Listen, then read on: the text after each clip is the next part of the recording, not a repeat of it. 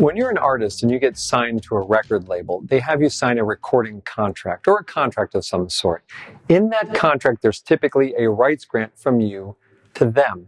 You're assigning ownership of your copyright to them to control for the life of the copyright. That means the thing that was yours is no longer yours. Even if you recoup back the money that it took to record it, you still don't own it, even though you've paid it back. It's theirs.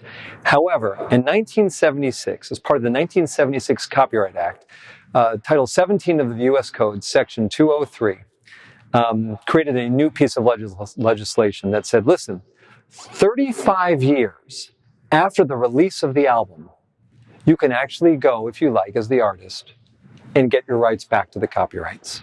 203 is interesting. It allows you to regain control of those copyrights, even though you signed a contract assigning them to somebody else, even though the contract says you can't. Congress said, no, we're going to overturn that. We're going to provide you the opportunity to get your copyrights back and have them revert back to you. But there's requirements in certain circumstances. The first have to do with the eligibility of those recordings, and that gets very nuanced. Is it something called a work for hire, or is it something called a license? Here's the difference. A license is you record something, you own it, it's yours, and you enter into an agreement where you license the rights to somebody else for a period of time. It could be forever, but you still license it. And after that period of time, even forever, the rights can come back to you. In those cases, you own the copyrights. In the second example, there's something called a work for hire. Hey, I'm going to hire you to do some work for me. And the work that you do, I get to own because I'm hiring you to do that. All that said, the law clearly states you only get the right to apply to get your copyrights back if it was a license. If it was a work for hire, then you are not eligible to get your rights back. But the point is, under the 35-year reversion rights, Section 203, if you meet the criteria, you are now eligible to get the rights back to those copyrights and have them come back to you, provided you file paperwork. Literally, you have to file paperwork, and you have to file it in a very specific way. And once you file the paperwork, it moves into a math formula with a calendar. And to help make sense out of this, we put this together for you to watch while I explain it. Say, for an example, an album that you recorded for a record label was released on January 1st of 1985. That's the date that it went out.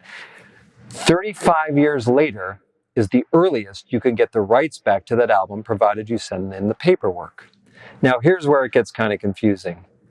You can send in the paperwork as early as 10 years before 35 years. So 25 years after that album is released, January 1st, 2010, in this example, you can send a notice off to the record label to say, hey, I want my rights back to my recordings or the underlying works to my recordings. And then 10 years later, on January 1st of 2020, you will get the rights back to those copyrights. And you have the ability to file that paperwork all the way up to December 31st, 2018. So if you file the paperwork between January 1st, 2010 and December 31st of 2018, then on January 1st of 2020, which is 35 years after that album first came out, all the copyrights will revert back to you. But what happens? What happens if you don't file the paperwork until after December 31st, 2018? What happens if you don't file the paperwork until after January of 2020, 35 years later? Are you too late? And the answer is no.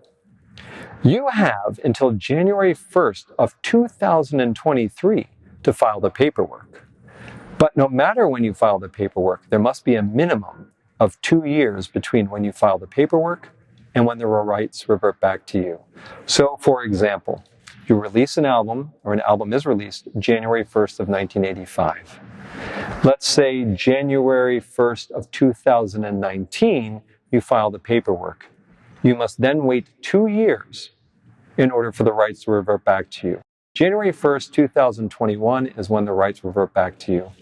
And you can send in that paperwork all the way up to January 1st of 2023.